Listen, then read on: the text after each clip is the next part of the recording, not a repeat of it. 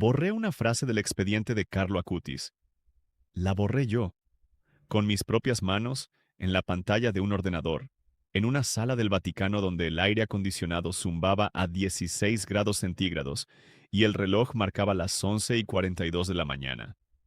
La borré porque, si la dejaba, el proceso entero se detenía, porque esa frase no podía estar ahí, porque ningún ser humano vivo podía haber escrito eso en ese documento. Y sin embargo, estaba. Llevo 22 años trabajando como traductor oficial para la Santa Sede. Mi nombre es Tomás Ferreiro. Soy licenciado en Filología Italiana por la Universidad Complutense de Madrid y certificado por la Congregación para las Causas de los Santos desde el año 2003. He traducido 417 expedientes de canonización, 417 vidas humanas reducidas a papel, a testimonios, a datos médicos, a declaraciones juradas. Soy un hombre que trabaja con el lenguaje, con la precisión del lenguaje, con la idea de que las palabras significan exactamente lo que dicen, ni más ni menos. Y esa frase que borré significaba algo que no podía existir. Hay tres cosas que necesito contarte antes de seguir, porque las tres van a perseguirte durante los próximos minutos, igual que me persiguieron a mí durante 16 años. La primera, esa frase que borré estaba escrita en un idioma que el testigo que la firmó declaró bajo juramento que no conocía. La segunda, la frase describía un lugar específico, con una dirección concreta, en una ciudad que Carlo Acutis nunca visitó en vida. Un lugar donde yo estaría parado, solo, 12 años después de haberla borrado. La tercera, dentro de mi maletín, en este momento, mientras grabo esto, hay un sobre de papel marrón con mi nombre escrito a mano. Me lo entregaron el día de la canonización de Carlo, el 7 de septiembre de 2025. Me lo entregó su madre. Me dijo que Carlo lo había preparado para mí. En el año 2006, cuando yo todavía no sabía que él existía. Todavía no lo he abierto. Antes de seguir necesito hacer una pausa de un momento porque hay personas que hacen posible que esta historia llegue a ti. Quiero darles las gracias a Reina Monge, a Ramón Clivil y a María Pérez, que se han hecho miembros de este canal. Ser miembro aquí es encender una vela en Asís, un donativo real para la basílica donde hoy descansa Carlo. Gracias por mantener viva su memoria conmigo. Y ahora vuelve conmigo a esa sala del Vaticano, porque todavía no te he contado lo que encontré 2 líneas antes de la frase que borré. Me convertí en traductor casi por accidente. Estudié filología porque me gustaba el orden que hay detrás de las palabras, la arquitectura invisible que hace que una lengua funcione.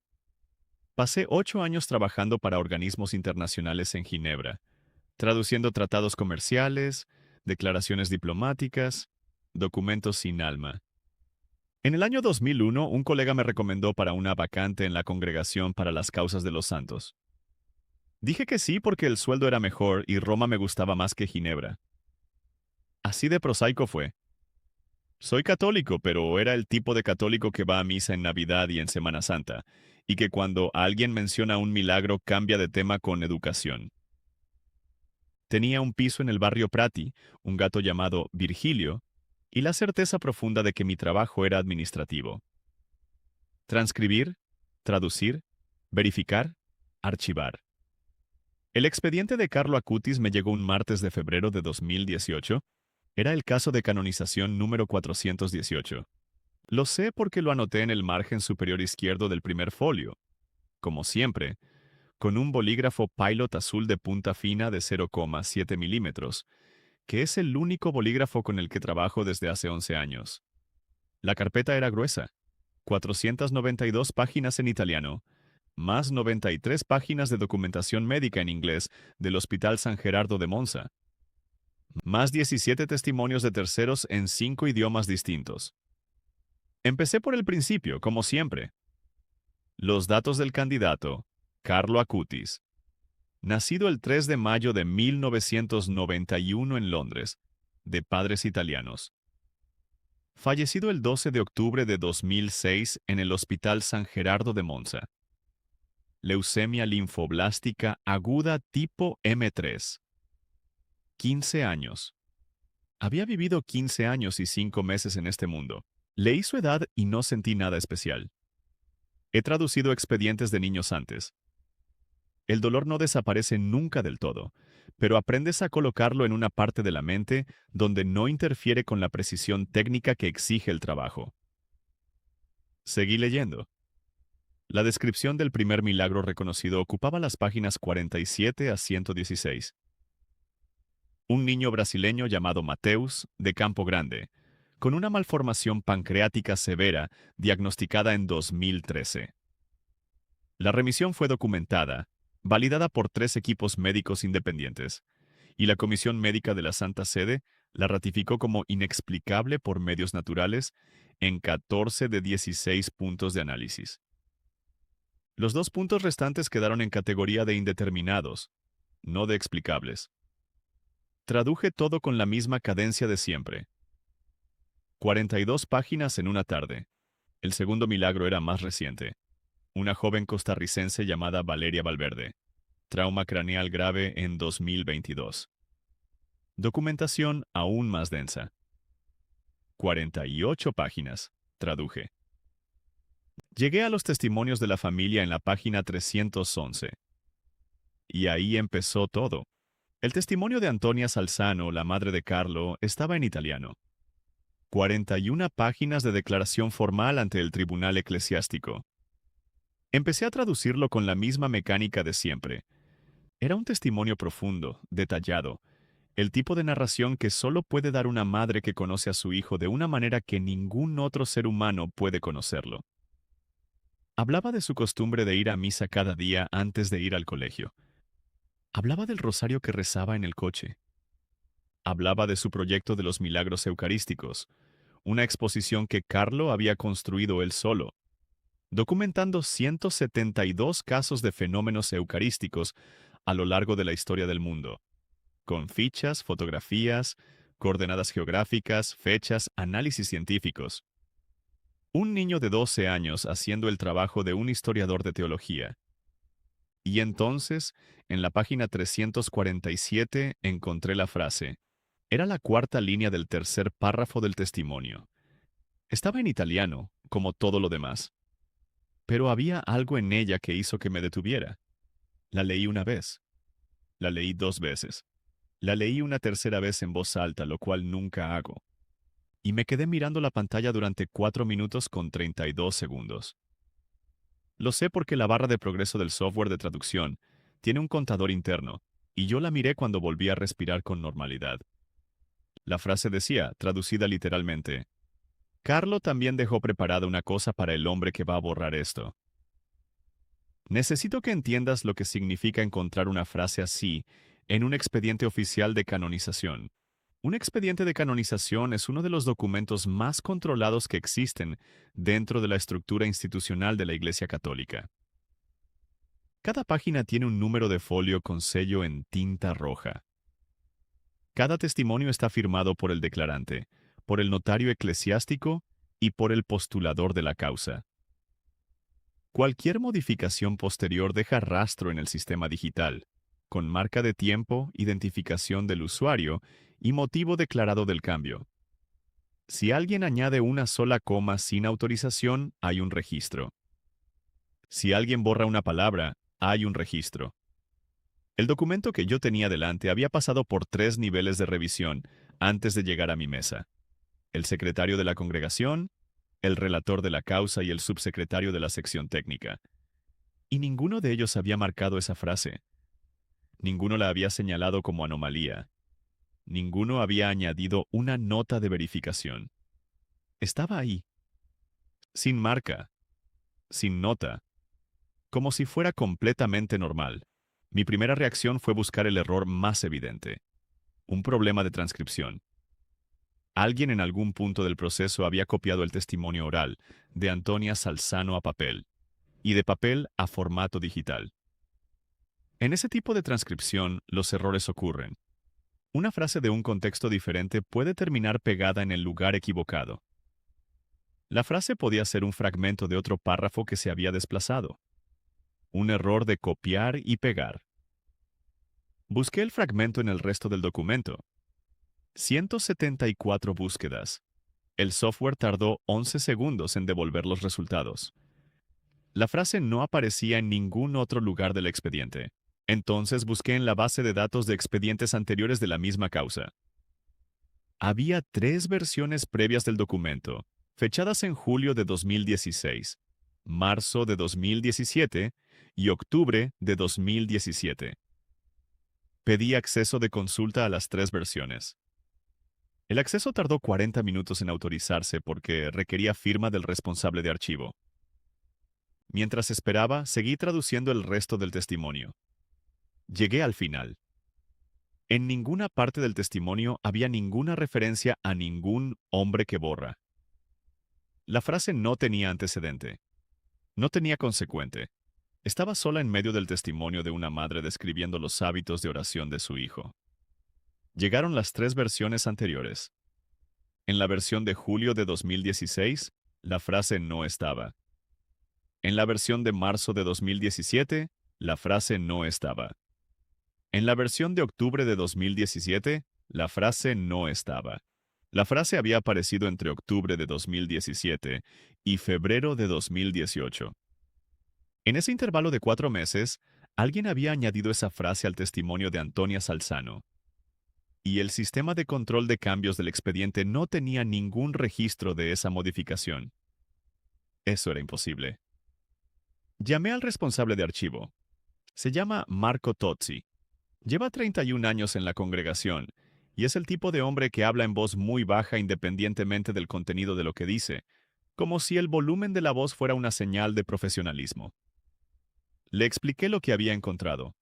Escuchó en silencio durante 3 minutos. Luego me dijo que revisaría los registros del servidor y me llamaría de vuelta. Tardó 4 horas en llamarme. Cuando lo hizo, su voz era exactamente igual de baja que siempre, pero había algo en el ritmo de las palabras que no era lo mismo. Me dijo que había revisado los registros del servidor. Me dijo que el archivo del expediente no había sido modificado por ningún usuario registrado en el intervalo que yo había señalado. Me dijo que el sistema de integridad del documento, que funciona con un algoritmo de hash SHA-256 actualizado en cada modificación, mostraba que el documento no había sido alterado desde octubre de 2017. Lo que significaba, en términos técnicos, que la versión de octubre de 2017 y la versión que yo tenía en pantalla eran idénticas. Le dije que eran las mismas versiones que yo había comparado. Le dije que no eran idénticas. Le dije que en la versión de octubre no estaba la frase, y en la versión de febrero sí estaba. Silencio.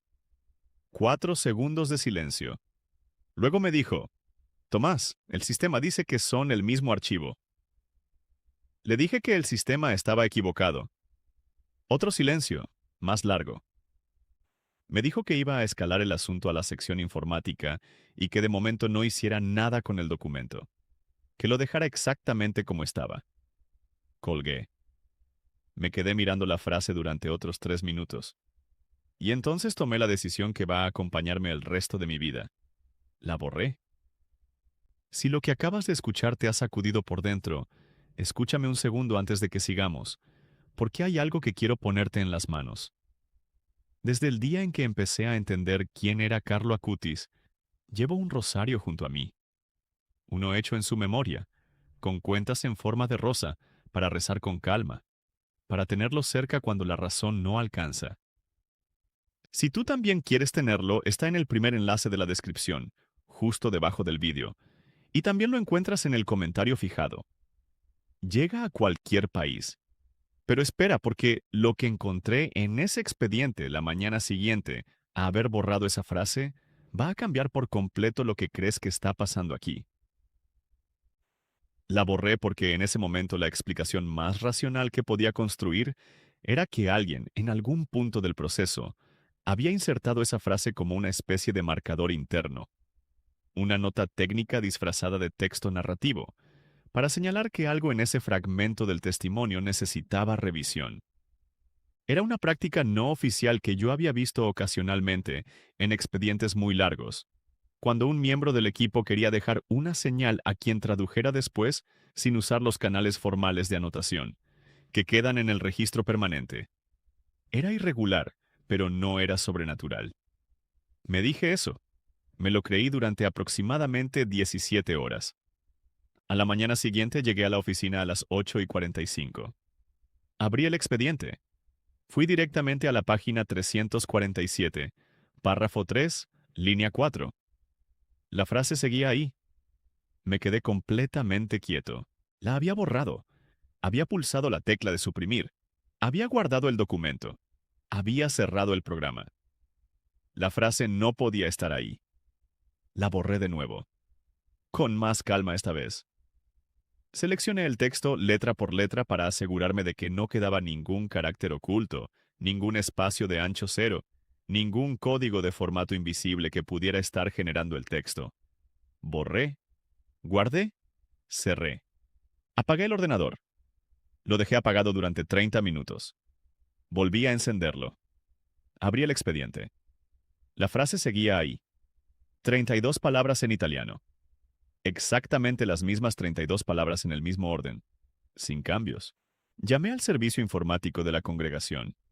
Enviaron a un técnico en 45 minutos. Se llamaba Davide. Tenía unos 24 años, y el tipo de confianza en sus herramientas que solo tienen los técnicos jóvenes, que todavía no han visto nada que no puedan reparar. Le mostré el problema. Borró la frase delante de mí. Verificó el documento carácter por carácter con su software de auditoría. Me mostró la pantalla. La frase no estaba. Guardó. Cerró. Volvió a abrir. La frase estaba. Vi el color exacto en el que la cara de Davide cambió. Es un color que no tiene nombre preciso, pero que reconoces cuando lo ves. Es el color de alguien que acaba de encontrar algo que sus herramientas no le habían dicho que podía existir. Se quedó callado durante un momento. Luego dijo que necesitaba hacer unas pruebas adicionales y que volvería al día siguiente. No volvió al día siguiente. Volvió 2 días después con su supervisor. Su supervisor tenía 50 y algo años, pelo gris cortado muy corto, y el tipo de competencia silenciosa que da miedo porque sabes que si él no puede resolverlo, nadie va a resolverlo. Pasó 2 horas con el expediente. Utilizó 4 herramientas distintas de edición de texto. Probó con el documento en 3 equipos diferentes. Comparó el archivo byte a byte con la versión de octubre de 2017 mediante un software de comparación forense que, según me explicó, era capaz de detectar diferencias de un solo bit en archivos de hasta 2 gigabytes. El software dijo que los 2 archivos eran idénticos, y en los 2 archivos estaba la frase. El supervisor se levantó de la silla, cogió su maletín, me miró directamente a los ojos y me dijo en un tono completamente plano. Este documento no ha sido modificado desde octubre de 2017. La frase estaba ahí en octubre de 2017. Yo tenía las 3 versiones anteriores en la pantalla de mi ordenador, abiertas en paralelo. Giré el monitor hacia él y le señalé la versión de octubre de 2017. La frase no estaba. Le señalé la versión actual. La frase estaba. Me dijo que era un error de visualización del sistema de versiones. Que el sistema de versionado no era completamente fiable con documentos de más de 400 páginas. Que lo más probable era que las versiones guardadas tuvieran algún tipo de corrupción menor que generaba diferencias visuales sin diferencias reales en el archivo base. Me dio esa explicación, y mientras me la daba, yo vi que él tampoco se la creía. Hay algo más en esta historia que no te he contado todavía, y que ahora mismo probablemente estás esperando que llegue. El objeto físico. El objeto que Carlo entregó. Esto es lo que pasó en esa misma semana y que durante años no conecté con nada de lo anterior. El postulador de la causa de Carlo Acutis era un sacerdote franciscano italiano llamado Padre Maurizio Rossi. Tenía 64 años, había sido postulador en 8 causas anteriores y era conocido en la congregación por su rigor casi extremo en la documentación. No aceptaba ningún testimonio sin verificación independiente. No admitía ningún dato médico sin segunda opinión de un especialista externo. Era exactamente el tipo de hombre que necesitas en ese rol. El jueves de esa misma semana, cuando yo todavía estaba procesando lo del texto que no desaparecía, el padre Mauricio vino a mi despacho.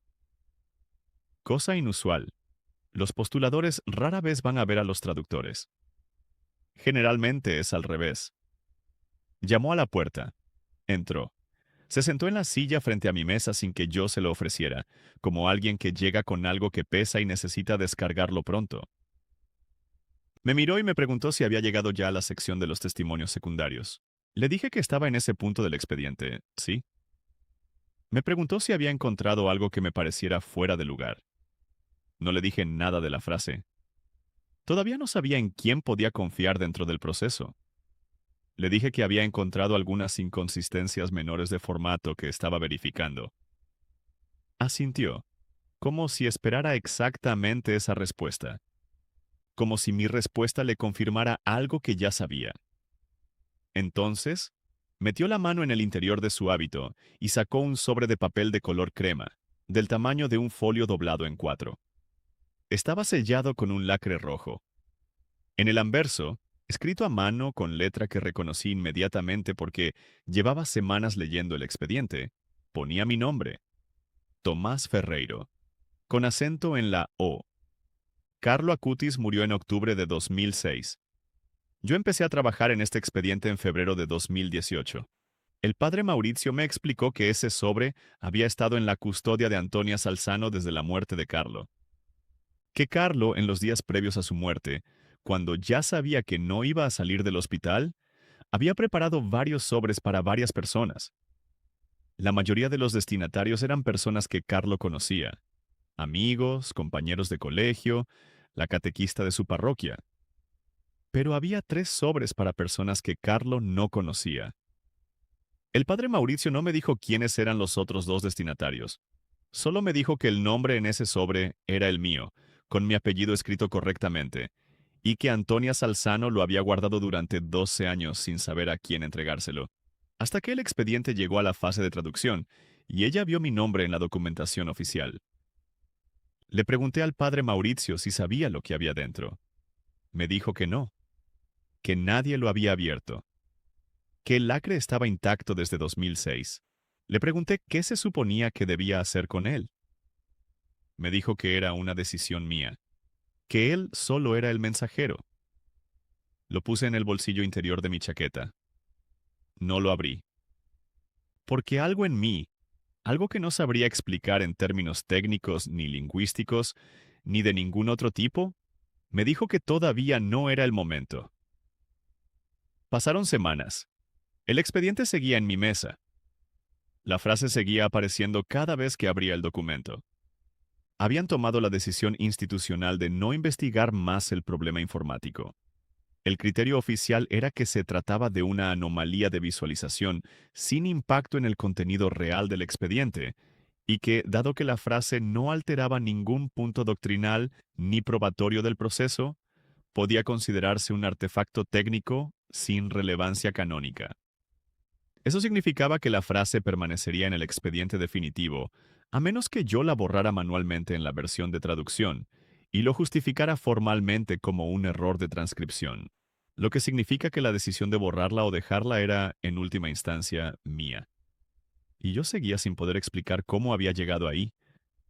Empecé a investigar a Carlo Acutis fuera del expediente, no como parte del trabajo, sino por la noche en mi piso del barrio Prati, con Virgilio durmiendo encima del teclado como siempre.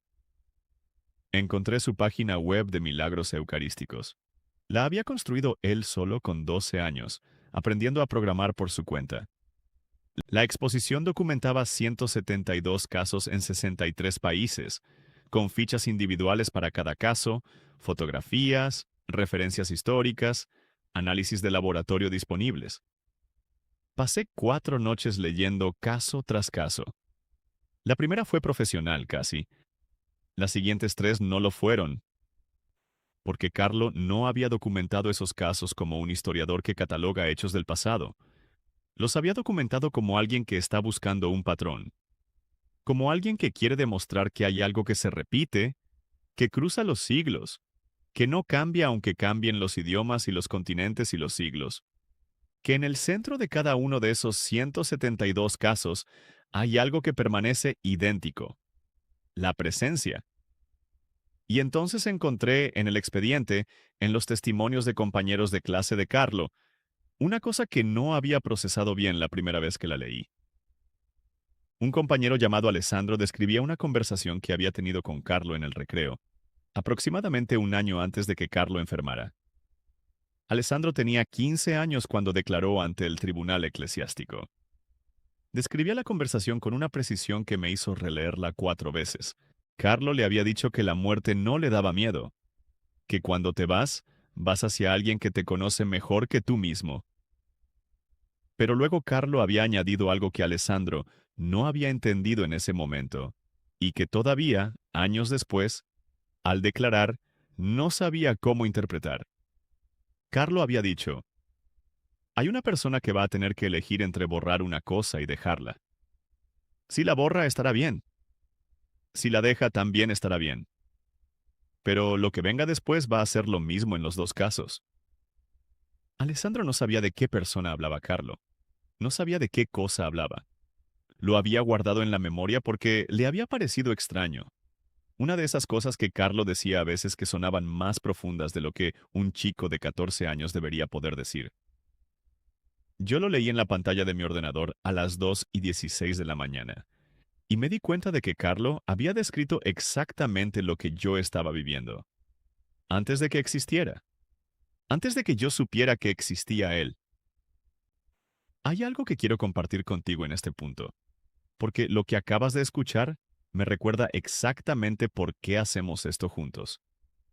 Si esta historia te está tocando en lo más hondo, hay una forma concreta de ser parte de ella. Puedes encender una vela en Asís haciéndote miembro de este canal. Es un donativo real para la basílica donde descansa Carlo, hoy en Asís. Lo tienes en el segundo enlace de la descripción, debajo del vídeo. Es tu manera de caminar en esto conmigo. Y ahora necesito contarte lo que descubrí en esa misma semana sobre la frase que yo había borrado, porque resulta que había un segundo testigo, alguien que lo había visto antes que yo, y su historia es todavía más difícil de explicar. El segundo testigo se llamaba Elena Marchetti. Era una notaria eclesiástica que había trabajado en la primera fase del proceso de beatificación de Carlo, entre 2009 y 2013. Había tomado declaración a 42 testigos.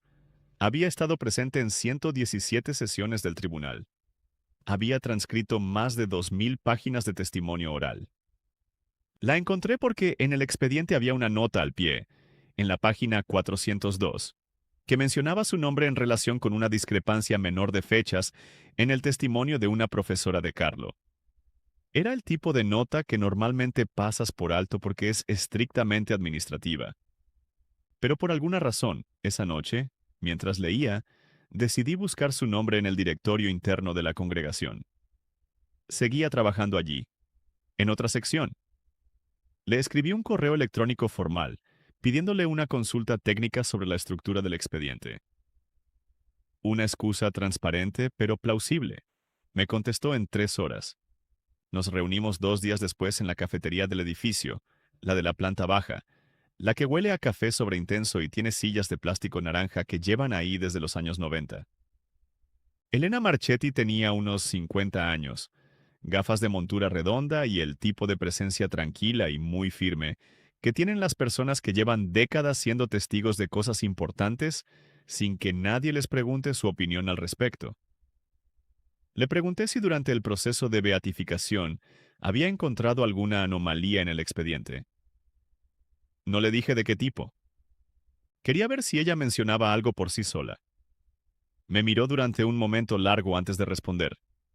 Luego me dijo, ¿cuánto tiempo llevas trabajando en la causa?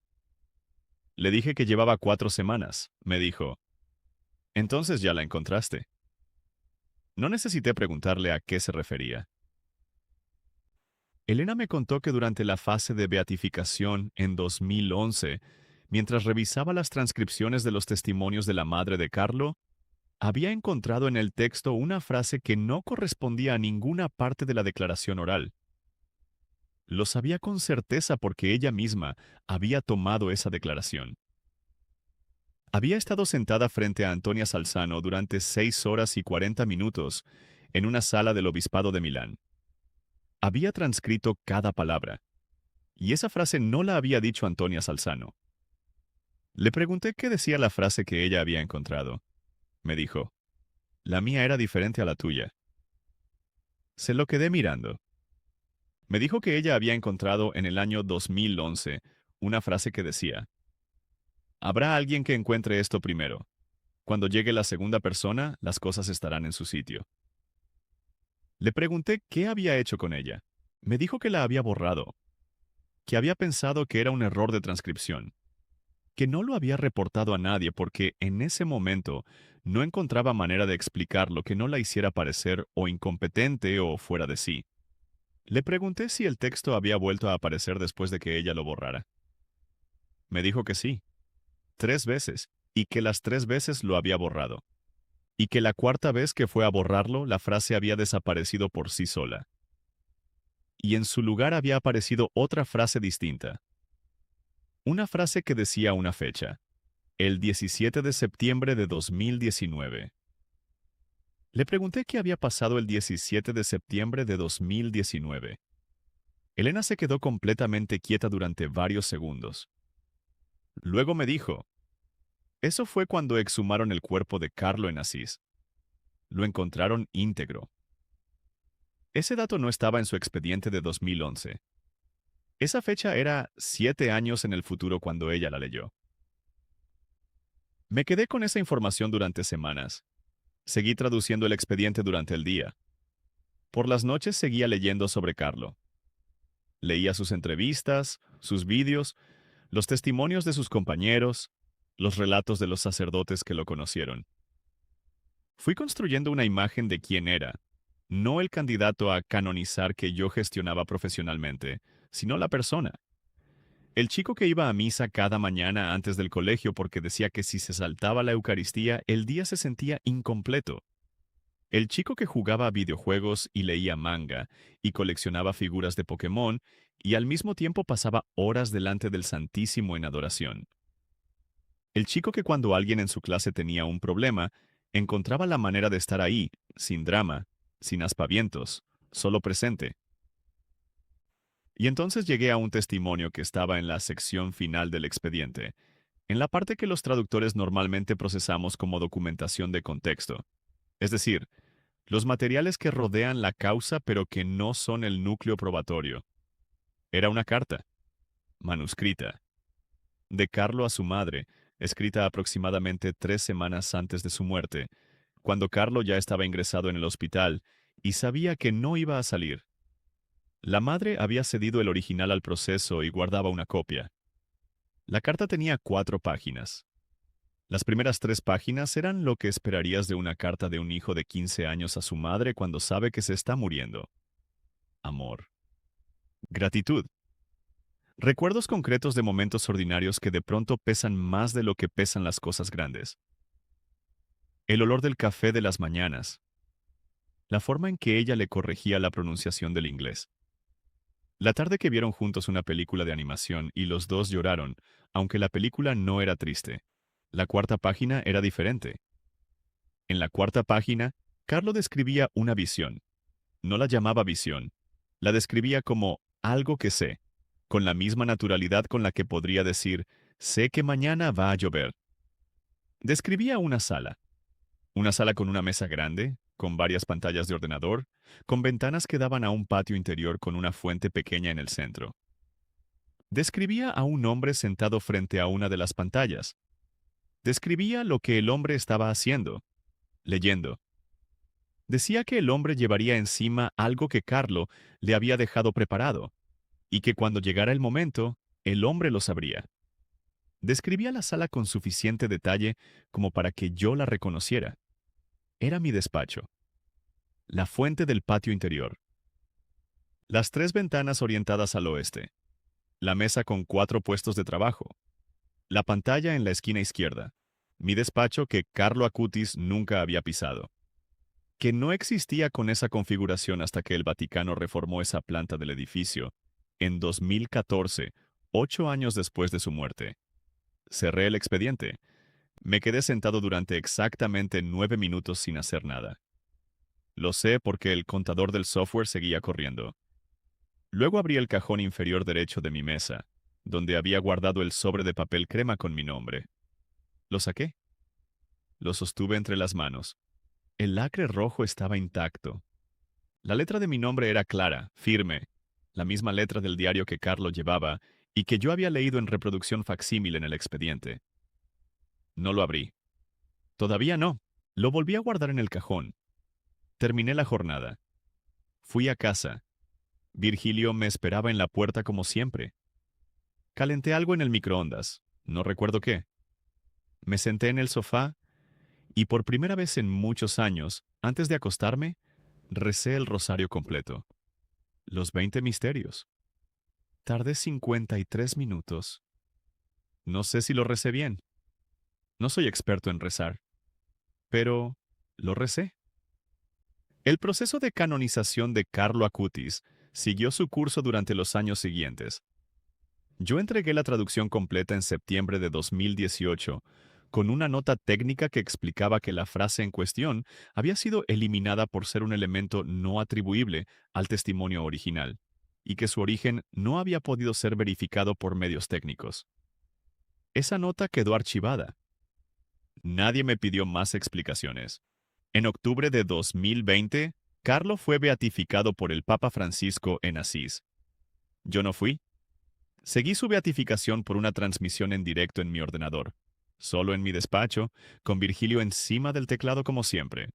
Cuando el Papa dijo su nombre en la Plaza de la Porciúncula, sentí algo en el pecho que no era un sentimiento de orden profesional. Y entonces llegó el año 2022. Eso es lo que nadie sabe de esta historia todavía. Lo que no he contado en ningún lugar. Lo que guardo desde hace 3 años y que necesito contar ahora porque el 7 de septiembre de 2025 algo terminó de completarse y si no lo cuento ahora, no voy a tener la claridad suficiente para contarlo después. En enero de 2022, mi médico me dijo que tenía un nódulo en el pulmón izquierdo. Era pequeño, 7 milímetros de diámetro, pero era nuevo. Comparado con las radiografías de 2 años antes, no estaba. Y aunque el tipo más común de nódulo de ese tamaño es benigno, el perfil específico de este, su densidad, sus bordes ligeramente espiculados, hacía que la probabilidad de malignidad estuviera en el rango que los oncólogos llaman indeterminado de alto riesgo, que en la práctica clínica significa que hay que actuar con urgencia. Me mandaron a hacer una tomografía de emisión de positrones. En el argot médico, PET scan. La fecha era el 17 de febrero de 2022. El hospital era el Policlínico Gemelli de Roma. Me fui solo, no tenía familia en Roma. Un colega se ofreció a acompañarme y le dije que no hacía falta. Era una prueba diagnóstica, no una intervención. Me sentaría en una sala, esperaría, me inyectarían un trazador radiactivo de flúor 18 con glucosa, esperaría 45 minutos a que el trazador se distribuyera por el organismo, entraría en la máquina durante 20 minutos, esperaría los resultados. Me fui solo con mi maletín. Dentro del maletín, como siempre desde febrero de 2018, llevaba el sobre de papel crema. En la sala de espera del Departamento de Medicina Nuclear, había una imagen en la pared. Una reproducción del cuadro que pintaron para la beatificación de Carlo, el retrato oficial. Lo reconocí inmediatamente. Carlo mirando de frente, con esa expresión que en las fotografías reales también tiene, una especie de atención total hacia la persona que tiene delante. Me senté frente a ese cuadro durante 1 hora y 40 minutos mientras esperaba, y en algún punto de esa espera, con el trazador ya en la sangre y la máquina preparándose para mapear mi metabolismo celular, abrí el maletín y saqué el sobre. El lacre se dio con una presión suave. Llevaba casi 16 años sellado y el papel estaba levemente amarillento en los bordes, pero el contenido estaba intacto. Dentro había una sola hoja de papel, escrita a mano, en la misma letra que yo había aprendido a reconocer en 4 años de trabajo con el expediente. Decía, Tomás, Estás en un hospital, en Roma, estás esperando resultados. No tengas miedo. No porque todo vaya a salir bien de la manera que tienes en la cabeza, sino porque todo va a salir bien de la única manera que importa. El 7 de septiembre de 2025 voy a ser declarado santo. Ese día, mi madre te va a dar un sobre. En ese sobre hay algo que necesitas leer cuando estés listo. Llevas 4 años llevando conmigo este rosario sin saberlo. Ya lo sabes. No había firma, no la necesitaba. Debajo del texto, doblada por la mitad, había una imagen impresa en papel fotográfico. Era la capilla de adoración eucarística de la Basílica de Santa María de los Ángeles de Asís, la capilla donde hoy está la urna con el cuerpo de Carlo. En el margen inferior de la imagen, escrito a mano, había una fecha: 17 de febrero de 2022. Hoy. Era la fecha de hoy. Estaba en un hospital de Roma, esperando resultados. Exactamente donde la carta decía que estaría. Me llamaron para entrar a la máquina 20 minutos después. Entré. Estuve tumbado 23 minutos en el escáner PET, mientras el sistema registraba la distribución del trazador en mi organismo, con una resolución espacial de 4 milímetros. La técnica que supervisó la prueba me dijo al salir que los resultados preliminares llegarían en 48 horas. Llegaron en 36.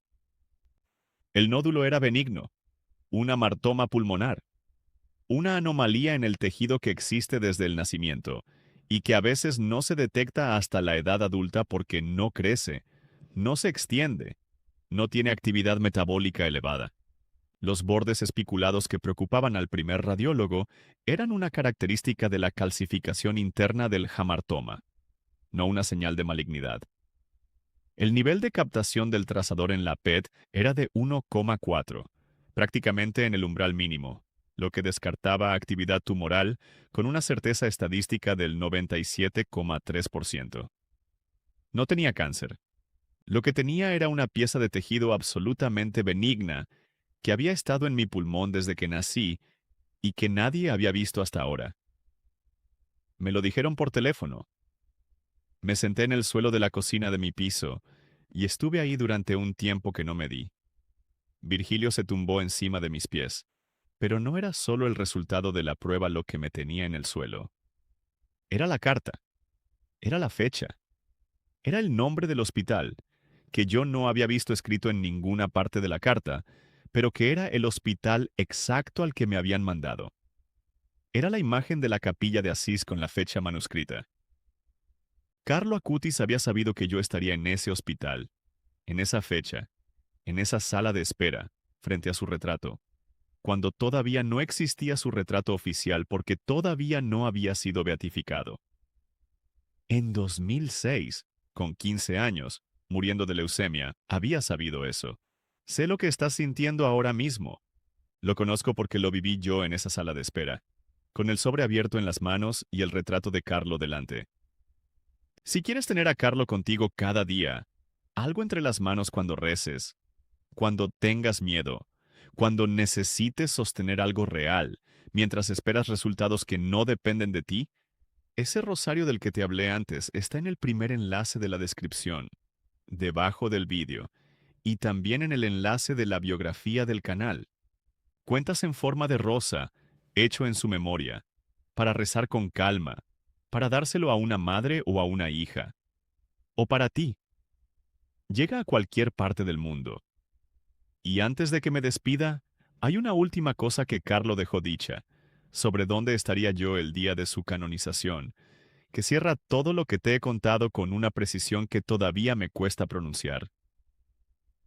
No le conté a nadie lo de la carta durante 3 años, ni a Marco Tozzi, ni a Elena Marchetti, ni al padre Maurizio Rossi, que murió en 2023 a los 72 años, con la misma quietud con la que había vivido. No lo conté porque no sabía cómo contarlo sin que sonara a lo que la parte racional de mi cerebro seguía intentando que sonara. Una coincidencia elaborada, una construcción narrativa que mi mente había edificado para encontrar coherencia en eventos que en realidad no estaban conectados. Me dediqué a mi trabajo. Traduje más expedientes. El 419, el 420, hasta el 500 y pico. Virgilio envejeció. Me acostumbré a llevar el rosario en el bolsillo del pantalón, uno sencillo que había comprado en una tienda de artículos religiosos cerca de la Basílica de San Pedro, con cuentas de madera oscura y una medalla de plata pequeña en el centro. No era un gesto de piedad ostensible, era un gesto de tener algo entre las manos cuando la cabeza giraba demasiado rápido. En mayo de 2024 me avisaron de que el proceso de canonización de Carlo Acutis estaba entrando en su fase final. El segundo milagro, el caso de Valeria Valverde, había sido ratificado por la Comisión Médica en todos sus puntos. La votación del consistorio de cardenales estaba programada. La canonización se anunció formalmente para el 7 de septiembre de 2025, en el marco del año jubilar, con el Papa León XIV. Me invitaron a asistir, no como funcionario, sino como parte del equipo técnico que había trabajado en la causa. Era un gesto de reconocimiento institucional habitual en canonizaciones de alto perfil. Yo había trabajado durante más de 7 meses en ese expediente. Era razonable que me invitaran. Dije que sí. La Plaza de San Pedro el 7 de septiembre de 2025 tenía una temperatura de 28 grados centígrados a las 10 de la mañana. Había 100.000 personas, según los cálculos de la Gendarmería Vaticana que circularon esa tarde. Había pantallas gigantes en los laterales de la plaza. Había familias con niños sentados en el suelo con manteles de picnic. Había religiosas de 10 hábitos distintos. Había periodistas con cámaras que pesaban más que sus operadores. Había una señora de al lado mío que rezaba el rosario en voz baja desde antes de que empezara la ceremonia y que no paró en ningún momento, ni siquiera cuando el Papa habló, sino que simplemente ajustó el volumen de su susurro para no solaparse con la voz del micrófono. Cuando el Papa León XIV pronunció la fórmula definitiva, Dominus Noster Jesus Christus, vos absolvat, que no es exactamente eso, pero es la solemnidad del momento lo que importa, la plaza entera se levantó. No de manera gradual, de golpe. Como si una sola señal invisible hubiera llegado a 100.000 personas al mismo tiempo. Yo me levanté también, y entonces sentí que alguien me tocaba el brazo. Era Antonia Salzano. Tendría unos 60 años, pelo castaño oscuro, gafas de sol que se había quitado y llevaba en la mano. Ojos que habían llorado mucho esa mañana, pero que en ese momento estaban completamente secos y completamente presentes. Me miró con esa mirada de quien ya sabe exactamente quién eres antes de presentarse. Me dijo mi nombre. Tomás Ferreiro. Correcto. Me preguntó si yo había sido el traductor de la causa. Le dije que sí. Me dijo que Carlo le había pedido que me entregara algo. Sacó de su bolso un sobre de papel marrón oscuro, más pequeño que el anterior. En el anverso, con la misma letra que ya conocía mejor que la mía propia, ponía: para cuando ya sepas. Lo sostuve en las manos mientras la plaza todavía estaba en pie, y el canto llenaba el espacio entre los edificios y los aviones que cruzaban el cielo, dejaban estelas blancas que tardaban en deshacerse. Ese segundo sobre lo abrí esa misma tarde, en un banco del jardín exterior de la Basílica de San Pedro, con los palominos comiendo migajas a 2 metros de mis pies. Dentro había una sola hoja de papel. Y esta vez sí había firma. La hoja decía: Tomás, borraste la frase, era lo correcto. No porque la frase fuera un error, sino porque la decisión de borrarla era parte de lo que tenía que pasar. Si la hubieras dejado, habrías intentado explicarla con las herramientas que tenías entonces, y no habrías llegado hasta aquí con las manos libres. Llevas 16 años trabajando con el lenguaje de los santos, sin saber que tú también eras parte de esa documentación. La frase que borraste decía: Carlo también dejó preparada una cosa para el hombre que va a borrar esto. Y cuando ese hombre llegue al final de todo, va a saber que lo que parecía un error era el principio de todo lo que importa. No soy yo quien te pide que cuentes esto, pero si decides contarlo, será porque ya sabes que las palabras tienen un peso que no cabe en ningún expediente. Firmado con una sola inicial, C, He tardado 3 meses en decidir si contar esta historia, no porque tenga miedo de lo que la gente vaya a pensar. Después de 22 años trabajando en la Congregación para las Causas de los Santos, he aprendido que la fe no necesita mi protección ni la de nadie. Se defiende sola, con la solidez de lo que es. Lo que me hizo tardar 3 meses fue otra cosa: la responsabilidad de las palabras. Soy un traductor. Mi trabajo es que las palabras digan exactamente lo que significan, ni más ni menos. Y contar esta historia significaba encontrar las palabras exactas para algo que no tiene categoría técnica disponible. Esto es lo que sé con certeza. El expediente de canonización de Carlo Acutis contenía una frase que no podía estar ahí por ningún mecanismo técnico verificable. Eso es un hecho documentado con evidencia de 4 sistemas informáticos independientes y el testimonio de un segundo funcionario que encontró una frase diferente en el mismo expediente años antes. Carlo Acutis, en el año 2006, escribió una carta que describía con precisión un despacho que no existía en esa configuración hasta 2014 y un evento médico que ocurriría en febrero de 2022, con la fecha exacta escrita en el margen de una fotografía. Yo estuve en ese hospital, en esa fecha, y el resultado fue exactamente el que la carta describía. No como yo lo esperaba, sino como él lo sabía. Y hoy, el 7 de septiembre de 2025, en el día en que la iglesia lo declaró santo, su madre me entregó un segundo sobre que había guardado durante 19 años para una persona que en 2006 todavía no tenía ninguna conexión conocida con Carlo Acutis. Eso es lo que sé.